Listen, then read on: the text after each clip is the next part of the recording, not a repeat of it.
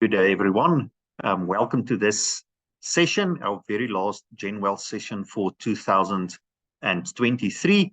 And as you would have seen, the topic for today is planning for your family for 2024. And my name is Jaco Verscheer. I'm a director at General Blue Star. And I'm also passionate about my family and about family life. And that's why it's a privilege for me to present this topic today. So,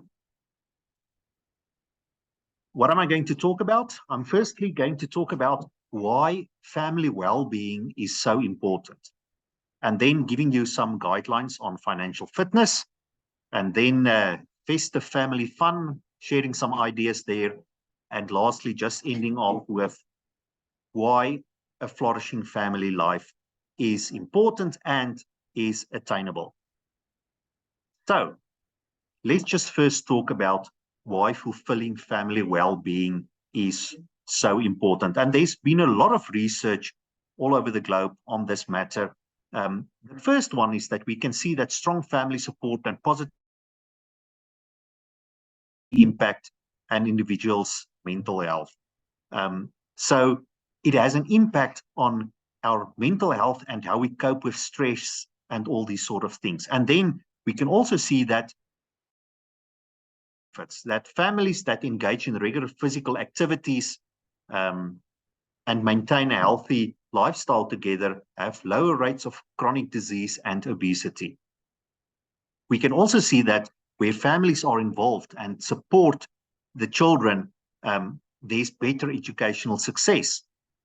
And then families that provide a nurturing and emotionally supportive environment help the children with emotional resilience so they have better coping skills, reduce stress.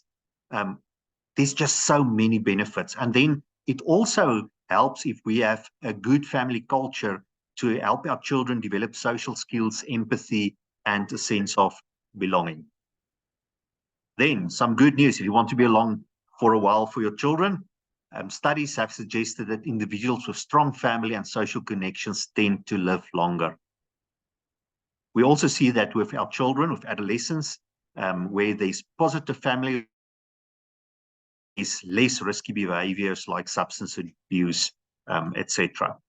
Then families that prioritize well-being also often have a better that.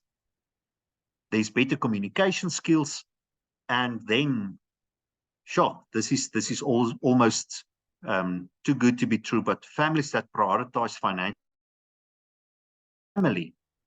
have greater economic stability and reduced financial stress. So there's many reasons already for you just to focus on your financial well-being. Okay, so where do we start? I'm going to first share some ideas on financial fitness, because that's for many families a stress item, especially since COVID. We have seen that salaries have not kept up with inflation. With the higher inflation the last few years, this is something that's very difficult for families, and that's why I want to spend a few minutes on this. So, where do I start with setting a budget? And now is a good time. I normally get my family together this time of year around the table, and we do our financial planning, our budget for the next year. So now is a good time to get together for your 2024 budget. Now, first of all, you need to decide what's important for you. And I cannot decide that for you. For some families, it's maybe holidays. Other families, maybe it's the education of the children. For another family, it may be looking after your elders. But you need to make a list of what's important for your family situation, your environment. And then prioritize that, because most often we don't have unlimited funds to do all these things that's important for us, and then determine a cost. But what will it cost us to do this, to have quality education? What will it cost us to go on a family holiday, to have family meetings, etc.? And then also set a time frame. By when do you want to achieve this? So this is the first thing. So without getting too much into finances, just deciding what's important. And then how do you go by to do a budget? Now, it's actually much easier than what you would think. First of all, make a list of all your income. I mean, that's what you have. Your salary, maybe you get some investment income, maybe you rent out a flat or a room or something in your house. So make a list of all your income and then make a list of all your expenses. Now, what I normally say is take 3 months bank statements or keep slips for a few months and then add up the different categories of expenses. What I often see when I talk to couples is that they don't know what they are spending their money on. If I ask them, what do you spend on groceries? They struggle to give me a number. When I ask them, but what do you spend on fuel? They struggle to give me a number. So that's the beginning. We need to have a starting point. And the starting point is making a list of our expenses, and we need to track that. Because if I know what my actual expenses are, I can now project that for the next year. And I want to motivate you here. This is where you as parents can really come and get the children involved. My children know what we spend on groceries. They know what we spend on electricity. Because where else will they learn to budget? And where else will they know how expensive life is and that they cannot get everything they want because there's trade-offs between certain things. Then, and I want to invite you, if you want to have this Excel spreadsheet of me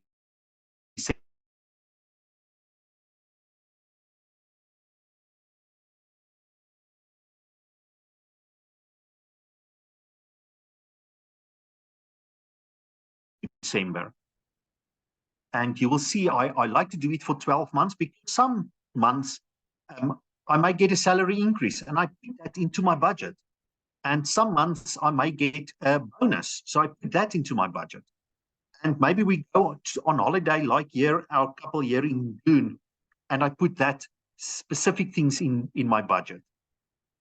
And I can then see my surplus or shortage every month. So I know in advance if I'm going to go into trouble. And then I can decide, but I'm rather going to skip some expenses because I will not have the money. Or maybe I should not go on holiday in March, but rather go on holiday in December when I get my bonus or something like that. So only once I have this planning for the year, I can really see, but where are things going? And I can see, but what can we afford for all these goals that we have set? So for me, that's very important. And as I've said, you are welcome to email me and I'll gladly share this template with you to prepare your budget for 2024. Okay. Now, what can we do? Now we have set our budget. We know what money we have available to really develop and plow back into our family. What can we do to build better relationships in our family? One of the most important things that I've found over the years is that we need schedules and routines. There's nothing better for children and for families to bond together than regular routines. So one thing that you may try or want to do is a family Google Calendar. My family have one like that everyone who has a phone can link to that, and they can see when certain family things are happening, when are we going on holidays, when do I have to work late, etc. And we have this one family calendar that we share the family's diary with. And then consider having family meetings weekly. So normally we do that on a Sunday morning or a Sunday afternoon. Sunday morning after breakfast, we would sit around the table and just talk a little bit about what's coming this week. What activities will the children have? Maybe that clashes with some of the appointments I have, and we can sort that out at the beginning of the week, and then it's no surprises and no running around during the week. So I found that really calms down everybody in the family.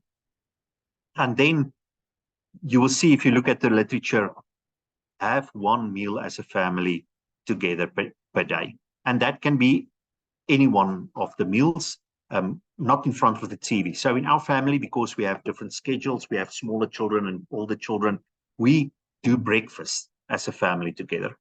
So it's very important for us. Everybody must be at the breakfast table, and we eat together and we chat and just bond as a family. And then seek one family activity a week. Maybe just walking around the neighborhood, or playing a board game, or watching a movie together, but just something once a week that you as a family can do together. Something else that you may consider is just having chores around the house. In our house, one of our children need to take out the garbage bags. They each have a day to set the table. Our one son have to pack the dishwasher and unpack it over weekends. My daughter have to, you will not believe it, but she have to take care of the swimming pool because she's much better at looking and keeping the swimming pool blue than the boys. So that also brings in a sense of belonging to the children. And then lastly, you have heard it earlier, be active together. So my wife like jogging, and one of our sons like that as well. So in the morning they go and jog together. I don't like running, but I like squash. So I've now gotten my two other sons involved in the squash, and we try and play squash once a week. And that not only is good for your health, but it also helps the children to get good routines to be more healthy. So a few things that you can try and plan for your family. Then, if we take it to a next level, build memories. Children rarely remember the gifts that we buy them, but they remember activities that they did, vacations that they did, and that's the important part. So for one thing, you can make birthdays special, and I don't mean big birthday parties. In our house, for example, we have the tradition that on your birthday, you get breakfast in the bed. You may choose the night before or the week before what breakfast you would like, and you get that, and we bring it to you in bed, and we all sing happy birthday to you while you are in bed. And that's your privilege for your birthday. And then me and my wife also like to do, I said we have this Google Calendar. So we because we are both very busy and we have the 4 children, we plan our year well in advance. And what I do is I found that we can get so busy that we don't have time for our families, and a lot of things can come up. So when we plan our year in advance, I block out our holiday times already. And then I know I book the holidays, we cannot change it, it's fixed. I cannot get out of it, so then I need to book other things around it. And we make that a priority. And then to make that even more special, we always take a lot of photos and videos during that holiday, and we make a short little video clip. And as a family, we have a YouTube channel that we upload all those little video clips. And every now and again, on a Sunday afternoon, we would get nostalgic, and we would sit around the TV and just watch one of the family movies and remember all the good stuff. Now, all of these things can help us build better relationships in our families. And I want to end off with this quote: your family and your love must be cultivated like a garden. Time, effort, and imagination must be summoned constantly to keep any relationship flourishing and growing. And that's why the title of my talk was Planning 2024. You need to plan these things. The budget is not magically going to appear. Family activities is not magically going to happen. You have to plan it. You have to make effort. You have to schedule it in your diary. You will see there, Jim Rohn, who gave this quote, essentially, family isn't built without actively working on building those family connections. You have to actively build on that. You have to actively make a plan to do that. You have to actively get that in your schedule. So that's my talk today, and I hope that I can just inspire you to really plan some things for your family for 2024. I don't know if there are any questions at this stage.